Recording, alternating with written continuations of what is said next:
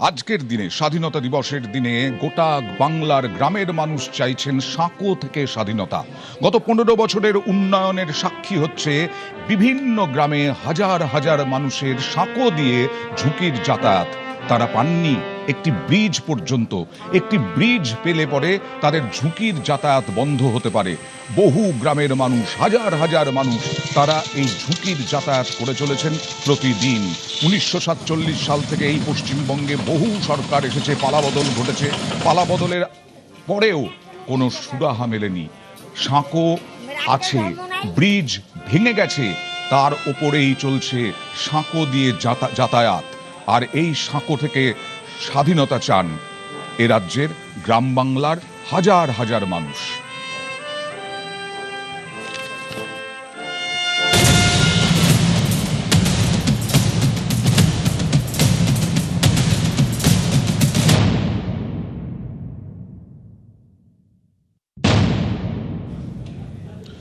আমরা মানুষের পাশে, মানুষের যন্ত্রণার খবর দেখাই। আজকে দেখুন কাকদ্বীপের ছবি। প্রথমে কাকদ্বীপ, চুনকুড়ি নদীর ওপরে ঝুঁকির যাতায়াত কাকদ্বীপের মানুষের। কিভাবে যাতায়াত করছেন মানুষ দেখুন। স্বাধীনতার 8 দশকে পৌঁছে ভূতের রাজার সেই জুতো জোড়ারই খোঁজে রয়েছেন এই মানুষগুলো। স্কুল, কলেজ, হাসপাতাল যেতে হলে এই নদী পেরোতে হয়। ভরসা 30 বছরের পুরনো এই নড়বড়ে সাঁকো। 30 বছরে তো দুটো সরকার ছিল, সেই সরকার কি করলো? ভরা বর্ষায় নদীর ঝাপটায় সাঁকো কাত, বাধ্য হয়েই চলছে ঝুঁকির যাতায়াত। হাজার হাজার মানুষকে এভাবেই যাতায়াত করতে হচ্ছে।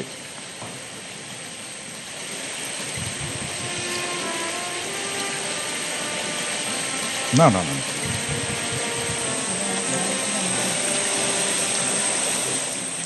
অনেকটাই জীবনের ঝুঁকি নিয়ে দাঁড়িয়ে রয়েছি একটা প্রায় ভগ্ন কাঠের সেতুতে।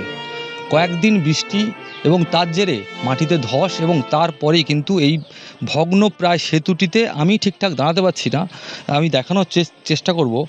পুরো সেতুটি কিন্তু ভেঙে গিয়েছে এবং এখনও পর্যন্ত এই সেতুটি কোনো রকম গ্রামবাসীরা তালিতাপ্পা দিয়েছে বাঁশ দিয়ে, এবং তারপর যাওয়া আসা করছে। আমার সামনের দিকটা হচ্ছে ফটিকপুর, এবং এই ফটিকপুরের মানুষজনরা প্রতিনিয়ত এই ব্রিজটার ওপর অবলম্বন করে। প্রচুর সংখ্যক ছাত্রছাত্রীরাও এই ব্রিজের ওপর থেকে কিন্তু ওই পাশে রাজনগর গ্রাম রয়েছে, সেখানে যে স্কুল, সেই স্কুলে যায়। এই মুহূর্তে পরিস্থিতিটা ভয়ঙ্কর, শুধু এখন নয়, রাতের বেলাও কিন্তু এই ব্রিজের ওপর থেকেই আসতে হয়। আমাদেরও তো সমস্যা পড়তে হয়, যেতে আসতে, সাইকেলে যায়, বাইক যায়, ভেঙে গেছে, যাতায়াতে অসুবিধা হচ্ছে, অনেকটা ঘুরে ঘুরে আসতে হচ্ছে। আবার আমরা এখন যেতে পারিনি, আমাদের ভয়েতে হাত পা কাঁপতে আছে। এই পোলটা ভেঙে গেছে ধস লেগে।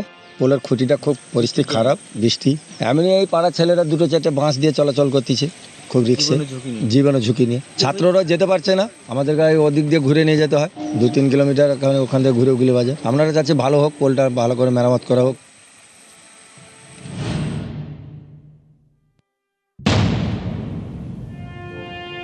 দক্ষিণ থেকে উত্তর কোথাও এই অশান্তি যন্ত্রণা থেকে মুক্তি নেই মানুষের। উত্তর দিনাজপুরের ইসলামপুরের একটি গ্রাম, এবং সেই গ্রামেও নদীর ওপর দিয়ে এইভাবেই সাঁকোর ওপর দিয়ে যাতায়াত করতে হচ্ছে মানুষকে। আজ স্বাধীনতা দিবসের দিন, আজকে এর থেকে মুক্তি চাইছেন, স্বাধীনতা চাইছেন মানুষ। ডাঙ্গাপাড়া এলাকার দলঞ্চা নদী পেরোতে কয়েক হাজার মানুষের ভরসা এই সাঁকো থেকে স্বাধীনতা চান তারা।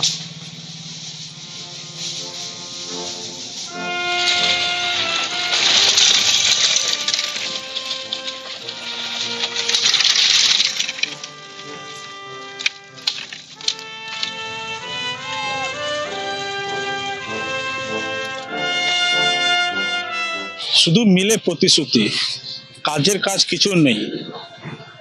গত 15 বছর তৃণমূল আমলে এমনটাই প্রতিশ্রুতি পেয়েছেন ইসলামপুর ব্লকের ডাঙ্গাপাড়া এলাকার বাসিন্দারা। প্রথমে জমি জটের সমস্যা বললেও সেই সমস্যার সমাধান করে দেন গ্রামবাসীরা নিজ উদ্যোগে রাস্তার জন্য জমি রেজিস্ট্রিও করে দেন। কিন্তু এখনো পর্যন্ত সেই ডাঙ্গাপাড়ার যে বাসের সাঁকো, সেই বেহাল বাসের সাঁকোর উপর দিয়েই যাতায়াত করছেন সাধারণ মানুষ। আগে 34 বছর রাজ করে গেল সিপিএম সরকার, তারপরে আসলে আমাদের টিএমসি সরকার 15 বছর রাজত্ব করে গেল। ব্রিজের মাপ নিয়ে গেল, রাস্তার মাপ নিয়ে গেল, সবকিছু আশ্বাস দিচ্ছে, আজ পর্যন্ত ব্রিজ হচ্ছে না। এখান থেকে প্রতিনিয়ত প্রত্যেক সপ্তাহে একজন দুজন এখানে পড়ে জখম হচ্ছে না। আমাদের সরকারের কাছে একটাই অনুরোধ যে আমাদের এখানে একটা ব্রিজ চাই। আমরা এখানে যে যাতায়াত করতেছি বাপদাদার আমল থেকেই, মানে এরকম হচ্ছে, বলছে হয়ে যাবে বলতেছে, কিন্তু হচ্ছে না। খুব এটা অসুবিধা হয়, কতজন এখান থেকে পড়ে যায়, মাজা ভেঙে যায়, কত অসুবিধা হচ্ছে, লোকের বলার শেষ নেই এগুলো। আমরা তো চাচ্ছি, এটা আশা করতেছি যে হ্যাঁ এই সরকার এসেছে, আমাদেরকে এটা হয়ে যাবে।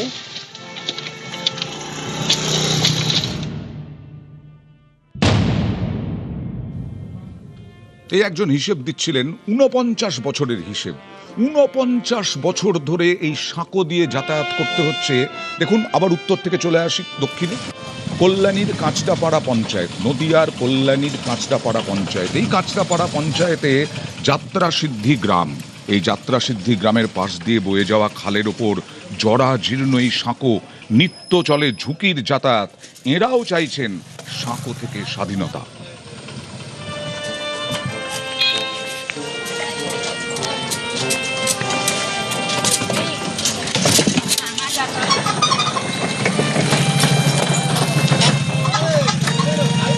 একদিকে গ্রাম একটা নয় 3-4টে গ্রাম রয়েছে, অন্যদিকে কল্যাণী শহরের সাথে যোগাযোগ করার জন্য যে মূল রাস্তা যায় গ্রামগুলো থেকে, সেই রাস্তা রয়েছে। আর মূল ভরসা হচ্ছে কাঠের ব্রিজ। এই কাঠের ব্রিজ যে কি অবস্থা রয়েছে, সেখানে একেবারে কাঠ, সেই কাঠ কার্যত ভেঙে উধাও হয়ে গেছে।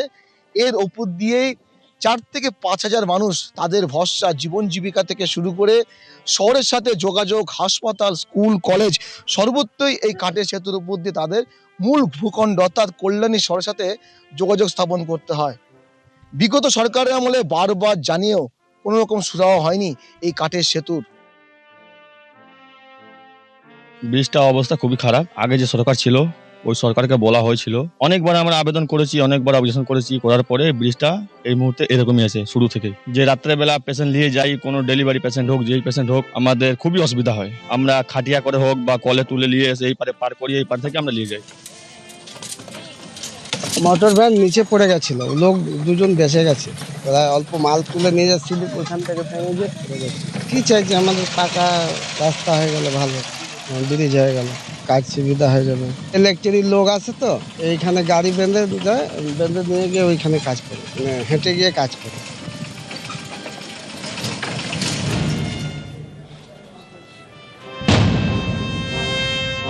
এবার দেখাবো আবার উত্তরে কোচবিহারের নয়ার বাঁধ। কোচবিহারের যে মাথাভাঙা, সেই মাথাভাঙায় নয়ার হাট পঞ্চায়েত, সেই পঞ্চায়েতের মানুষের অবস্থা দেখুন। সেখানেও একই ছবি, বেহাল সাঁকো, একটা ব্রিজ, সেই ব্রিজটা ভেঙে চুড়ে একাকার হয়ে গেছে। তার ওপরে কাঠের পাটাতন, বাঁশ দিয়ে এইভাবে সাঁকো বানানো হয়েছে। তার উপর দিয়ে ভারী গাড়ি যাচ্ছে। কি করা যাবে? হাজার হাজার মানুষ, বিভিন্ন গ্রামের 3-4টে গ্রামের মানুষ, তাদের একমাত্র যাতায়াতের রাস্তা না হলে হয়তো অনেক ঘুরে যেতে হবে। খরচ বাঁচাতে এইভাবেই ঝুঁকির যাতায়াত।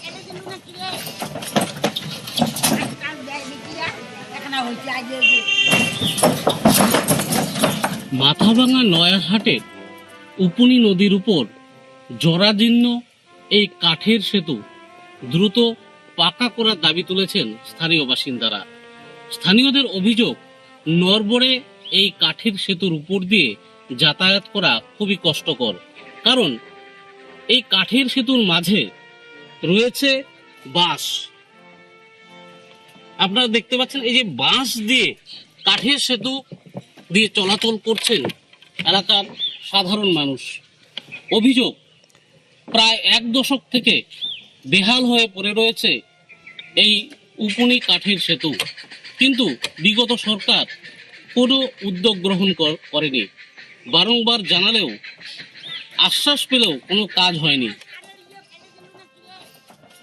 দারুণ সমস্যা, নিচে কিছু নাই, খালি উপরে যা খালি একটু তক্তাই আছে মানে ব্রিজ তো পুরো হেলে টোটোওয়ালাই আর কি আমরা বাস দিয়ে চলছি আপাতত ব্রিজকের ভিতরে চলছি আমাদের তো কামাই করে খাইতে হবে তো ব্রিজটা আমাদের এটাই অবজেকশন মানে ব্রিজটা আমাদের হোক। এখানে কাজের শুধু তো খুব অবস্থা ভালো না, বেশি খালি টানার উপর দিয়ে আছে আর পাবলিক জনসাধারণ যেতে খুবই অসুবিধা, বাইক টাইক মোটরসাইকেল টোটো যেতে খুব অসুবিধা, বাস নালে এই সেতু দিয়ে যাতায়াত করা সম্ভব হয় না। কোন সময় যে ভেঙে যাবে, কোন সময় পড়ে যাবে, কোনো মানুষই অ্যাক্সিডেন্ট হয়ে যাবে, টোটো অ্যাক্সিডেন্ট হতে পারে, গাড়িও অ্যাক্সিডেন্ট হতে পারে, কোনো গ্যারান্টি নেই। তা আগে তো টিএমসি সরকার ছিল, অনেকবার ফটো করছে, কিচ্ছু করতে পারল না।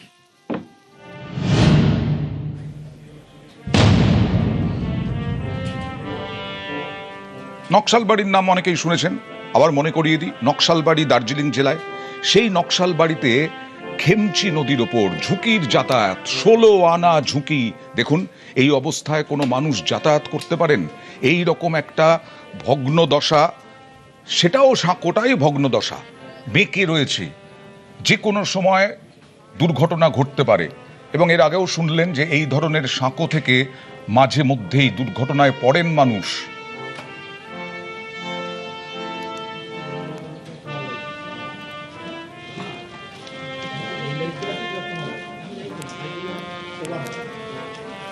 স্বাধীনতা দিবস পালন করছি, কিন্তু এই পড়ুয়াদের সাঁকো থেকে স্বাধীনতা নেই। এইভাবেই ঝুঁকির যাতায়াত করতে হয় প্রতিদিন, হাতে প্রাণ নিয়ে।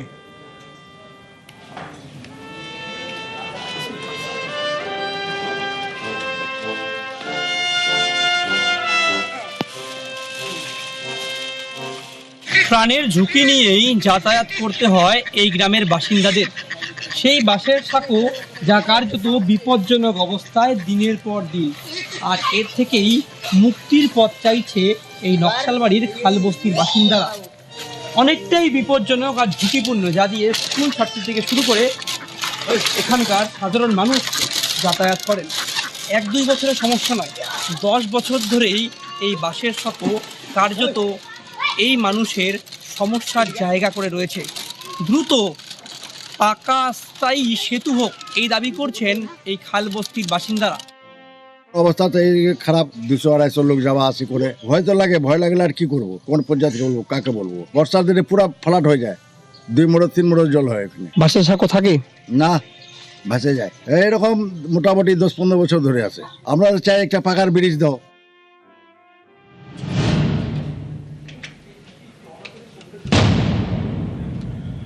জলপাইগুড়ির জমিদার পাড়া, সেখানেও ধরধরা নদীর ওপরে দেখুন ঝুঁকির যাতায়াত। একেবারে এইভাবেই ঝুঁকি নিয়ে, 100% ঝুঁকি নিয়ে যাতায়াত করতে হয় জলপাইগুড়ির এই ধরধরা নদীর ওপর দিয়ে বিভিন্ন গ্রামের মানুষকে। কয়েক হাজার মানুষ, হাসপাতাল আছে, স্কুল কলেজ আছে, সেখানে যাতায়াত করতে হয়।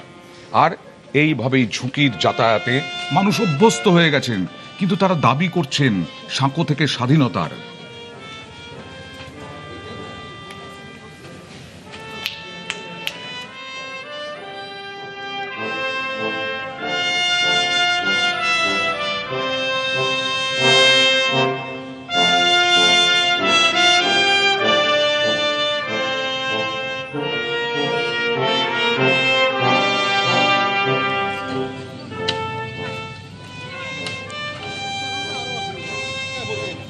আমার ঠিক পেছন দিকেই রাজ্য সড়ক, আর রাজ্য সড়কের খুব কাছেই জলপাইগুড়ির জমিদার পাড়া গ্রাম। এই গ্রামের মানুষের ভরসা এই বাঁশের সাঁকো। এই বাঁশের সাঁকো যখন বর্ষায় ভেঙে যায়, গোটা গ্রাম বিচ্ছিন্ন হয়ে পড়ে। হাসপাতালে রোগী পৌঁছে দেওয়া থেকে শুরু করে বিপদের সময় যদি কোনো দমকলকে ডাকতে হয়, সেই দমকলও পর্যন্ত পৌঁছতে পারে না গ্রামে। এই সমস্যা দীর্ঘ প্রায় 3 দশকের। এই সমস্যা থেকে মুক্তি চাইছেন জমিদার পাড়ার গ্রামের বাসিন্দারা। বিগত সরকার করেনি, নতুন সরকার করবে সেই আশায় এখন দিন গুনছেন তারা। বর্ষার সময় আমরা একদম যাতায়াত করতে পারি না, ব্রিজ আমাদের ভেঙে চলে যায়। আর এই ব্রিজ থেকে এরকম হয়ে গেছে অনেকদিন, মানে অনেক ছেলে মেয়ে বা বাচ্চা কাচ্চা অনেক পড়ে গেছে, পড়ে গিয়ে হাত পা ভেঙে গেছে, হসপিটালে ভর্তি। কিন্তু তারপর আমরা পঞ্চায়েতের কাছে গিয়েছিলাম, প্রধানের কাছে গিয়েছিলাম, সরকারের কাছে আবেদন করেছিলাম, কিন্তু এটার কোনো সুরাহা হয়নি। একটা অ্যাম্বুলেন্স আসবে, ব্রিজটার জন্য আসতে পারে না। তো আমরা চাই এখন যে সরকার এসেছে, তো এই ব্রিজটা যদি আমাদেরকে করে দেয় আমরা খুব উপকৃত হব।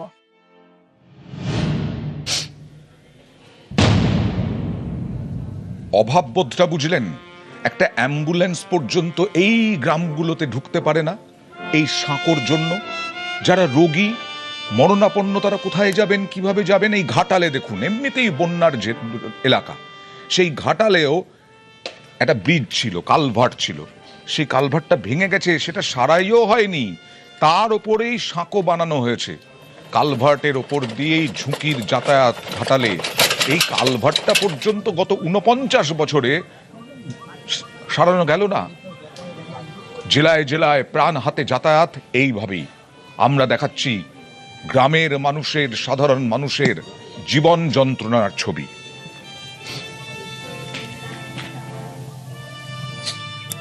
ঘাটাল ব্লকের গড়খাই চাতালে রয়েছি। ঠিক আমার পিছনেই কিন্তু পান্না গ্রাম, আর পান্না গ্রামের এই যে প্রধানমন্ত্রী সড়ক যোজনার রাস্তা, সেই রাস্তা কিন্তু একবারে বিচ্ছিন্ন হয়ে গিয়েছে, কারণ সেই রাস্তা আর কিন্তু আস্ত নেই। রাস্তার উপরে যোগাযোগ বিচ্ছিন্ন হয়ে গিয়েছিল বেশ কয়েক বছর ধরে। অস্থায়ীভাবে বাঁশ দিয়ে কিন্তু পারাপারের ব্যবস্থা করা হয়েছে, আর তাতেও কিন্তু ঝুঁকি নিয়ে যাতায়াত করতে হচ্ছে এলাকার মানুষকে, কারণ যে কোনো সময় কিন্তু দুই দিকেই জল রয়েছে, দুর্ঘটনা ঘটতে পারে। আর তাদের দাবি বারবার প্রশাসনকে জানিয়েও কোনো কাজ হয়নি। তবে এইবার রাজ্য সরকার পরিবর্তন হয়েছে, তারা চাইছেন বর্তমান রাজ্য সরকার তাদের জন্য কংক্রিটের ব্রিজ তৈরি করুক। আমাদের তো এইটাই যাতায়াত, সবাইকেই তো বলা হচ্ছে বাগানোর জন্য। আমরা চাইছি এটা যা হইলে তো ভালোই হয়। বিশাল কষ্ট হচ্ছে, কি বলবো।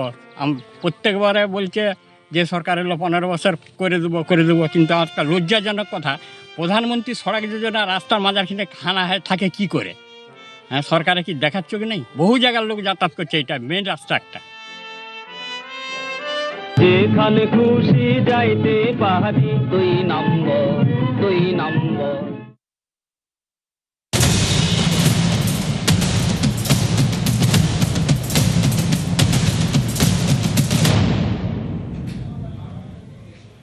পুজোয় ঘুরতে যাবেন তো? প্ল্যান হয়ে গেছে? ট্রেনের টিকিটটা তাড়াতাড়ি কেটে ফেলুন, কারণ আজ থেকেই 15ই অক্টোবর পুজো, আজ থেকেই রেলের টিকিটের পুজো উইন্ডো।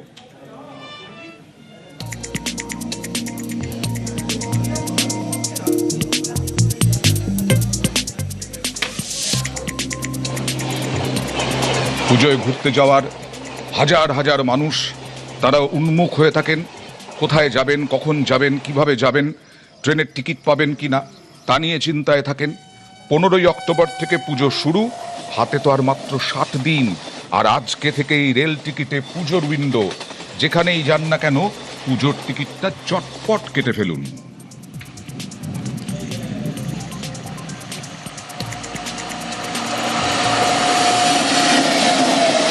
वेस्ट बंगाल में पूजा का विशेष महत्व है और ये काफ़ी बड़ी संख्या में लोग यहाँ पर ट्रैवल भी करते हैं और यहाँ से पूजा के दौरान लोग बाहर भी जाते हैं, तो टिकट बुकिंग की काफ़ी रिक्वायरमेंट होती है। तो उसको देखते हुए जो बुकिंग स्टार्ट होगी, इसमें जितने भी PRS काउंटर्स हैं उन सभी को इवन जो हॉलीडेज और संडे के दिन भी चालू रखने के ऑर्डर्स दिए गए हैं।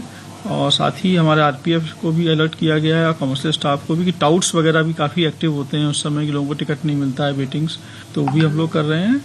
और लोगों को सलाह भी करते हैं कि या तो काउंटर से टिकट लें, लेकिन अधिक से अधिक संख्या में वो टिकट ऑनलाइन ही लें। रेलवन ऐप का इस्तेमाल करें या IRCTC के ऐप में या उनकी वेबसाइट पर जाकर ही टिकट बुक करें।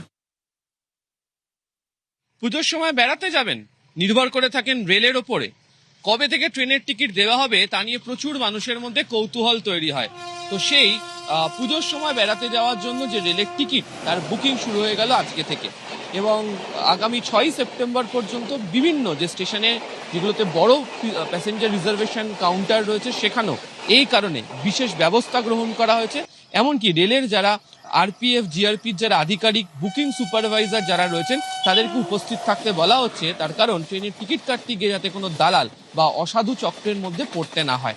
আপনারা জানেন যে ভারতীয় রেলের নিয়ম অনুযায়ী যে বর্তমানে 60 দিন আগে থেকে ট্রেনের টিকিট কাটতে পারা যাবে, তো স্বাধীনতা দিবসের দিন থেকে সেই ট্রেনের টিকিট কাটা শুরু। ফলে যারা চতুর্থীর দিন বেড়াতে যাবেন বলে মনস্থির করেছেন তারা আজকে থেকে অর্থাৎ স্বাধীনতা দিবসের দিন থেকে সেই দিনকার টিকিট পাবেন। ইতিমধ্যেই ভারতীয় রেলের তরফ থেকে বলাও হয়েছে যে তাদের নিজস্ব অ্যাপ ব্যবহার করে ট্রেনের টিকিট কাটতে এবং প্রয়োজন হলে যে রিজার্ভেশন কাউন্টারগুলি রয়েছে সেখানে গিয়ে তারা যেন টিকিট কাটেন।